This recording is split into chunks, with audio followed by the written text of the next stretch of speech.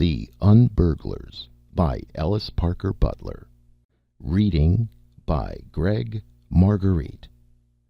The Un Burglars by Ellis Parker Butler.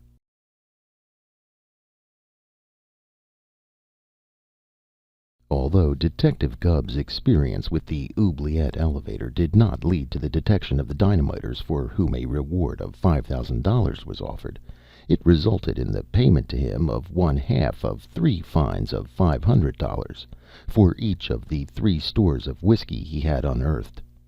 With this money, amounting to $750, Mr. Gubb went to the home of Jonas Medderbrook and paid that gentleman the entire amount.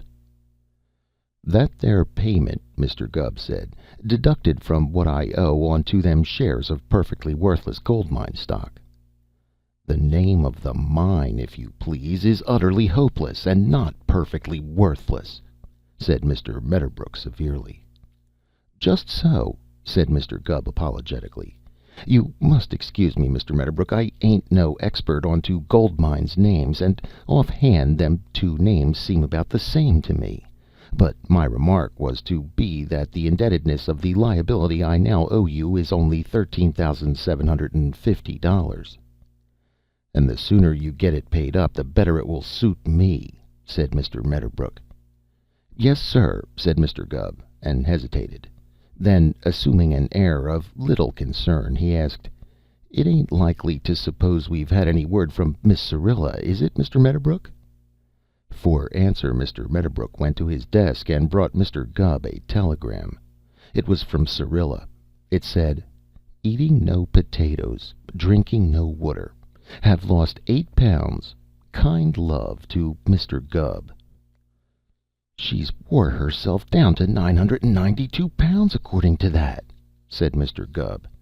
"She has only got to wear off 292 pounds more before Mr. Dorgan will discharge her away from the sideshow." "And at the rate she's wearing herself away," said Mr. Medderbrook, "that will be in about 10 years. What interests me more is that the telegram came collect and cost me 40 cents. If you want to do the square thing, Mr. Gubb, you'll pay me 20 cents for your share of that telegram." Mr. Gubb immediately gave Mr. Medderbrook 20 cents, and Mr. Medderbrook kindly allowed him to keep the telegram. Mr. Gubb placed it in the pocket nearest his heart and proceeded to a house on 10th Street, where he had a job of paper hanging.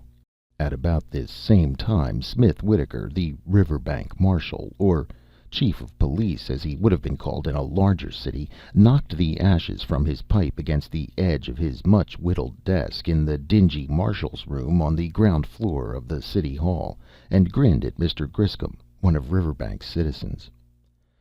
"Well, I don't know," he said with a grin. "I don't know but what I'd be glad to be unburgled like that. I guess it was just somebody playing a joke on you."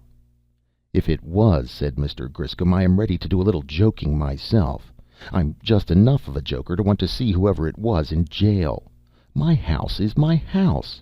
It is my castle, as the saying is, and I don't want strangers wandering in and out of it, whether they come to take away my property or leave property that is not mine.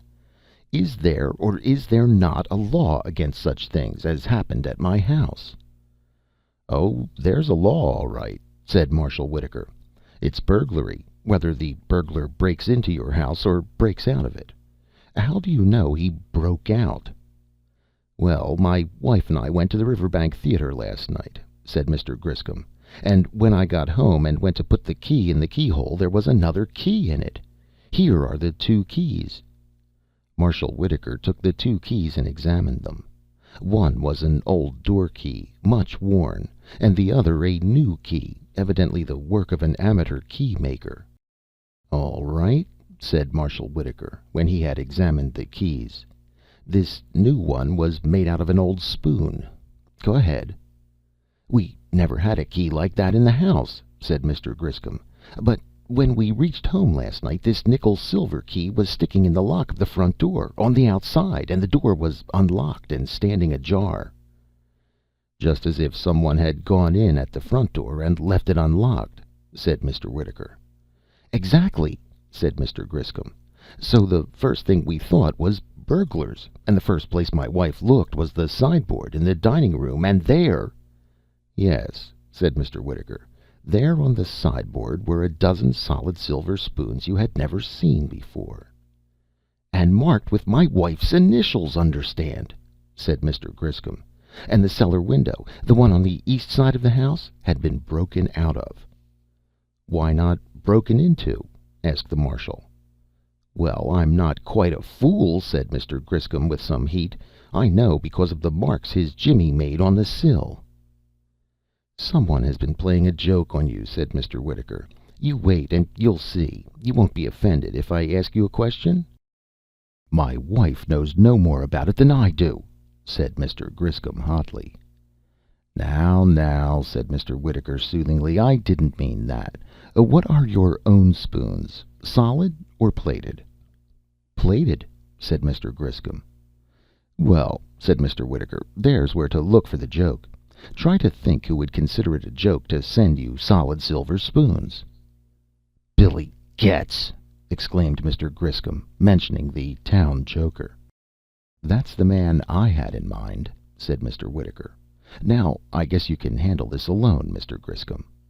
"I guess I can," agreed Mr. Griscom, and he went out. The Marshal chuckled. "Unburgled," he said to himself.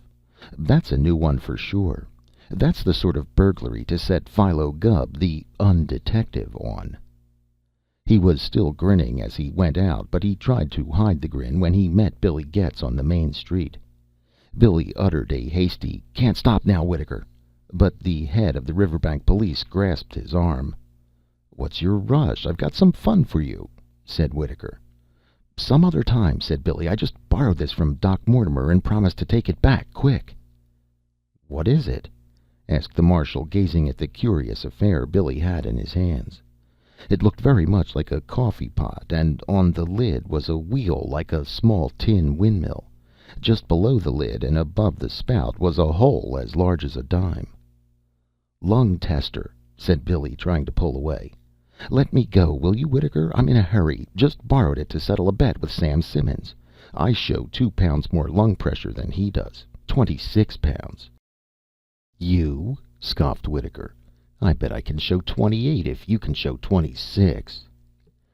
"Oh, well, I suppose I can't get away until Baby tries the new toy. But hurry it up, will you?"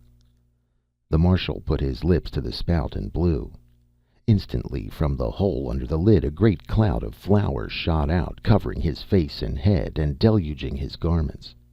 From up and down the street came shouts of joy, and the Marshal, brushing at his face, grinned. "One on me, Billy," he said good-naturedly, patting the flour out of his hair. "And just when I was coming to put you on to some fun, too. What do you know about the Griscom un-burglary?" "Not a thing," Billy said. "Tell me." "I didn't expect you would know anything about it," said the Marshal with a wink. "But how about putting Correspondence School Detective Gubb onto the job?" "Fine," said Billy. "Tell me what the unburgled Griscom thing is, and I'll do the rest." Billy found Philo Gubb at work in the house on 10th Street, hanging paper on the second floor, and the lank detective looked at Billy solemnly as the story of the Griscom affair was explained to him.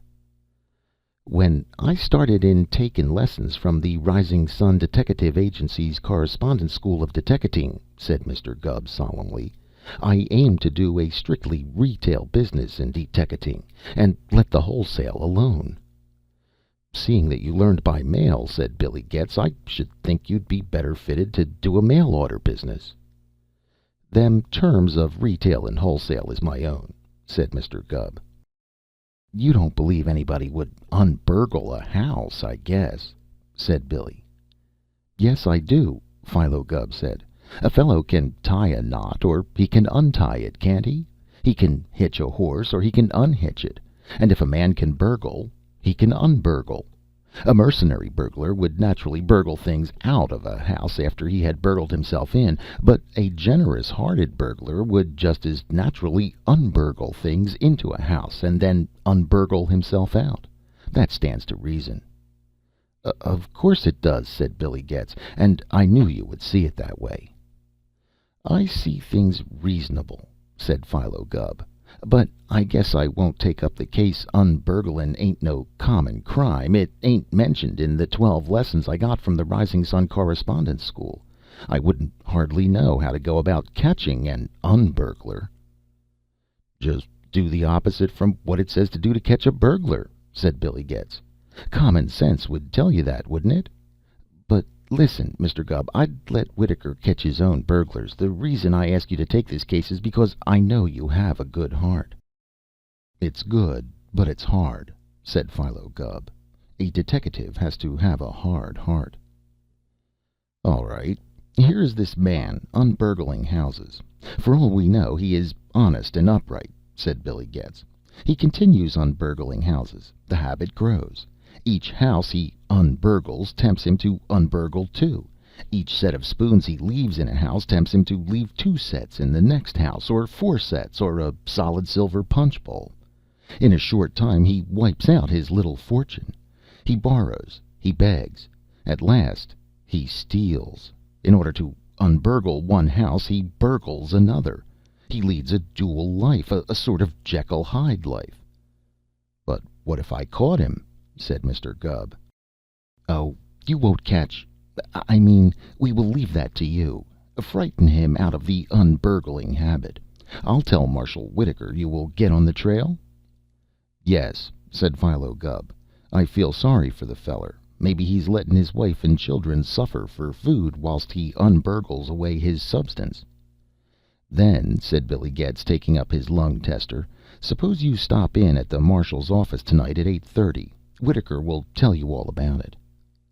Philo Gubb waited until Billy was well out of the house, and then he said, "He done it, and I know he done it, and he done it to make a fool out of me, but I guess I owe Billy Getz a scare. And if I can prove that unburglary onto him, he'll get the scare all right." Detective Gubb, when it was time to go to the marshal's office, pinned his large nickel-plated star on his vest, put 3 false beards in his pocket, and went. The marshal received him cordially. Billy Getz was there. "You understand," said Whitaker, "I have nothing to do with putting you on this case, but I want to ask you to report to me every evening." "I could write out a docket," said Philo Gubb. "That's what them French detectives did always." "Good idea," said Whitaker. "Write out a docket and bring it in every night. Now, I'll go over this Griscom case so you'll understand how to go at it. Here, for instance, is the house." The clock on the marshal's desk marked 10 before they were aware. Billy had arisen from his chair, for he had a poker game waiting for him at the Kidders Club, when the telephone bell rang. The marshal drew the phone toward him. "Yes," he said into the telephone. "Yes, this is Marshal Whitaker. Mr. Millbrook?" "Yes." "I know. 765 Locust Avenue. Broken into? What? Oh, broken out of. While you were out at dinner? Yes. Opened the front door with a key? Yes. What kind of key, Mr. Millbrook? Thin nickel silver key? Nothing taken? What's that? Left a dozen solid silver spoons engraved with your wife's initials. I see. And broke out through a cellar window? Yes, I understand. No, it doesn't seem possible, but such things have happened. I'll send—" He looked around, but Philo Gubb, who had heard the name and address, was already gone. "I'll attend to it at once," he concluded, and hung up the receiver. He turned to Billy Getz. "Billy," he said severely, "is this another of your jokes?" "Whitaker," said Billy, "I give you my word I had nothing to do with this." "Well, I'll believe you," said Whitaker rather reluctantly. "I thought it was you. Who do you suppose is trying to take the honor of town cut-up from you?" "I can't imagine," said Billy. "Are you going to leave the thing in Gubb's hands?" "That mail-order detective? Not much. It's getting serious. I'll send Purcell up to look the ground over. A man can't make nickel-silver keys and break out of houses and leave engraved spoons and forks around without leaving plenty of traces. We'll have the man tomorrow and give him a good scare." Detective Gubb, in the meanwhile, had gone directly to Mr. Millbrook's unburgled house at 765 Locust Avenue. Mr. Millbrook, a short, stout man with a husky voice that gurgled when he was excited, opened the door. "I'm Deteckative Gubb of the Rising Sun Deteckative Agency's Correspondence School of Deteckating. Come to see about your unburglary," said Philo Gubb, opening his coat to show his badge. "This is a most peculiar case." "I've never heard anything like it in my life," gurgled Mr. Millbrook. "Didn't take a thing. Left a dozen spoons. Came in at the front door and broke out through the cellar window." "How long have you been married?" asked Mr. Gubb, seating himself on the edge of a chair and drawing out a notebook and pencil. "Married? Married? What's that got to do with it?" asked Mr. Millbrook. 20 years next June, if you want to know." "That makes it a difficult case," said Philo Gubb.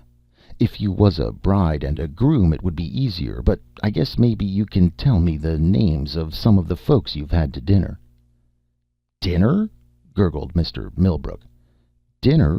When?" "Since you were married," said Mr. Gubb. "My dear man," exclaimed Mr. Millbrook, "we've had thousands to dinner. Dining out and giving dinners is our favorite amusement. I can't see what you mean. I can't understand you." "Well, you got plated spoons and forks, ain't you?" asked Philo Gubb. "What if we have?" gurgled Mr. Millbrook. "That's our affair, ain't it?" "It's my affair, too," said Detective Gubb. "Mr. Griscom's house was unburgled last night, and he had plated spoons. The unburglar left solid ones on him, like he did on you. Now, I reason inducatively, like Sherlock Holmes, you both got plated spoons. An unburglar leaves you solid ones, so he must have known you had plated ones and needed solid ones. So it must be someone who has had dinner with you." "My dear man," gurgled Mr. Millbrook, "we never have had a plated spoon in this house. Who sent you here, anyway?" "Nobody," said Philo Gubb. "I come of myself." "Well, you can go of yourself," gurgled Mr. Millbrook angrily. "There's the door. Get out." On his way out, Mr. Gubb met Patrolman Purcell coming in. Detective Gubb, outside the house, examined the cellar window as well as he could. There was not a mark to be seen from the outside, but a pansy bed bore the marks of the unburglar's exit. To get out of the cellar, the unburglar had to wiggle himself out of the small window, and had crushed the pansies flat. Detective Gubb felt carefully among the crushed pansies, and his hand found something hard and round. It was the drumstick bone of a chicken's leg. Detective Gubb threw it away. Even an unburglar would not have chosen a chicken's leg bone as a weapon. Evidently Billy Getz had not left any clue in the pansy bed. Philo Gubb had no doubt that Billy was putting up a joke on him. The detective decided that his best method would be to shadow Billy Getz from sundown each day until he caught him unburgling another house, or found something to connect him with the unburglaries. So he went home. It was 11 when he began to undress. It was then he first realized that the knees of his light trousers were damp from kneeling in the pansy bed, and he looked at them ruefully. The knees were stained like Joseph's coat of many colors, and they were his best trousers. He hung them carefully over the back of his chair and went to bed. The next morning he rolled the trousers into a bundle and took them with him on his way to his paper hanging job. On Main Street he stopped at Frank the tailor's. Pants cleaned and pressed, 35 cents. He unrolled the trousers and laid them across the counter. "Can you remove those stains?" he asked. "Oh, sure I could," said Frank. "I make me no troubles by that, Mr. Coop. Shust this morning already I did it der same thing. You fall over der wire too, yes?" "Certainly. I expect it was the same wire. Into a flower bed?" "Chess," said Frank. "Like Mr. Westcote, yes? Cooling across der corner, yes, und didn't see der wire." "That's so," said Detective Gubb. "You don't mean old Mr. Westcote, do you?" "Sure, yes," said Frank. "He falls by der flower bed in und stains his knees already. Shust like that. Well, I have me these pants ready by you this evenings. You want them pressed too?" "Press 'em and clean 'em and make 'em nice," said Philo Gubb, and went out. Old John Westcote! And pansy stains on his trouser knees, was it? The thing seemed impossible. But so did Un Burglary, for that matter. Old John Westcote was one of the richest men in Riverbank. He was a retired merchant, and as mean as sin. He was the last man in Riverbank anyone would suspect of leaving spoons and forks in other people's houses. But how did it come that he had pansy stains on the knees of his trousers? Philo Gubb thought of old John Westcote all day, and toward night he hit on a solution.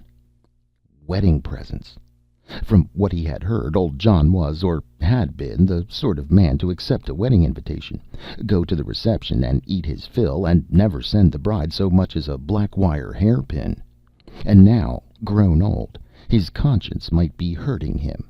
He might be in that semi-senile state when restitution becomes a craze, and the ungiven wedding presents might press upon his conscience. It was not at all unlikely that he had chosen the unburglary method of giving the presents at this late date. The form of the unburgled goods, forks and spoons, and the initials engraved upon them made this more likely. That night Detective Gubb did not report in person or by docket to Marshal Whitaker. At 7 o'clock he was hiding in the hazel brush opposite old John Westcote's lonely house on Pottix Lane. At 7:15 the old man tottered from his gate and tottered down the lane toward the more thickly settled part of town. Under his arm he carried a small bundle. A bundle wrapped in newspaper. Detective Gubb waited until the old man was well in advance, and then slipped from the hazel brush and followed him, observing all the rules for shadowing and trailing, as taught by the Rising Sun Detective Agency's Correspondence School of Detecting. For 3 hours the old man wandered the streets. Now he walked along Main Street, peering anxiously into the faces of the pedestrians with purblind eyes, and now walking the residence streets. Detective Gubb kept close behind. As 10 o'clock struck from the clock in the high school tower, old John Westcote quickened his steps a little and walked toward the opposite end of the town, where the lumber yards are. Down the hill into the lumber district he walked, and Detective Gubb dodged from tree to tree. Halfway down the hill the old man hesitated. He glanced around. At his side was a mass of lilac bushes, seemingly strangely out of place among the huge piles of lumber. Without stopping, the old man let the bundle slide from under his arm and fall on the walk. For a moment it lay like a white spot on the walk, and then it moved rapidly out of sight into the bushes. Bundles do not move thus unless assisted, but Philo Gubb was too far away to see the hand he knew must have reached out for the bundle. He ran rapidly, keeping in the sawdust that formed the unfitful soil of the lumber yard, until he dared come no nearer, and then he climbed to the top of the tallest lumber pile and lay flat. He commanded every side of the hillside lumber yard, and he did not have long to wait. From the lower side of the yard he saw a black figure emerge, cross the street, and disappear over the bank into the railway switch yard below. Mr. Gubb scrambled down and followed. At the bank above the switch yard he paused, keeping in a shadow, and looked here and there. Flat cars and box cars stood on the tracks in great numbers, most of them closed and sealed, some partly open. He heard a car door grate as it was closed. He slipped down the bank and crept on his hands and knees. He was halfway down the line of cars when he heard a voice. It came from car 7887, CB&Q. "Run all the breath out of me," said the voice in a wheeze. "Well, did you get it?" whispered another voice. "Sure, I got it. Got something, anyway. Strike a match, Bill, and let's see if he put up a job on us. If he did, we'll blow him up tomorrow night, hey?" "That's right. We got a can of powder left under the pile by the Laleks. How much is it?" "We told him 1,000, didn't we? Same as he give the law and order to help grab us. Now listen. You take half of this and go one way, and I'll take half and go the other. We can get away with 500 apiece." "And we got the 500 apiece we got for doing the dynamite job, too. Say, I never thought to have $1,000 at once in me life. What's that?" It was Philo Gubb slipping the car door latch over the staple and hammering home the hasp with a rock. It was the engine backing against the long row of cars to make a coupling, and then moving slowly forward toward Derlingport as the heavy train got under way. The two rascals hammered on the side of the car with their fists. They swore. They kicked against the doors. Philo Gubb drew himself into the next open car as the train moved away. About the same time Officer Purcell entered the marshal's office, where Wittaker and Billy Getz sat awaiting the coming of Philo Gubb. Purcell led John Gutman, the town half-wit. "I got him," he said proudly. "Caught him coming out of Sam Wentz's cellar window. Says he didn't mean no harm. Had a dream he was to leave spoons on all the society folks, and he'd be invited to all their parties." "Did he fight you?" asked Wittaker. "Your pants is all stained up." "Fight? No, he wouldn't fight a sheep. I tripped over a wire fence cutting a corner and fell into a flower bed. Got Hail Columbia from the lady, too. She said old man Westcote fell into the flowers yesterday, and she didn't mean to have her flower bed used as no landing place. Heard from Detective Gubb yet?" Wittaker grinned. "We ought to hear from him soon, and I reckon he'll be worth waiting to hear from." And he was. Word came from him about an hour later. It was a telegram from the sheriff of Derling County. "Detective Gubb captured 2 of the dynamiters tonight. Have their confession. Arrest Pie Wagon Pete, Long Sam Underbury, and Shorty Billings. All implicated." "And the reward's up to $5,000," said Officer Purcell. "Let's hustle out and nab the other 3, and maybe we can split it with Gubb." "And us sitting here thinking we had a joke on him!" exclaimed Marshal Wittaker with disgust. "It makes me sick." "Well, I feel a little bilious myself," said Billy Getz.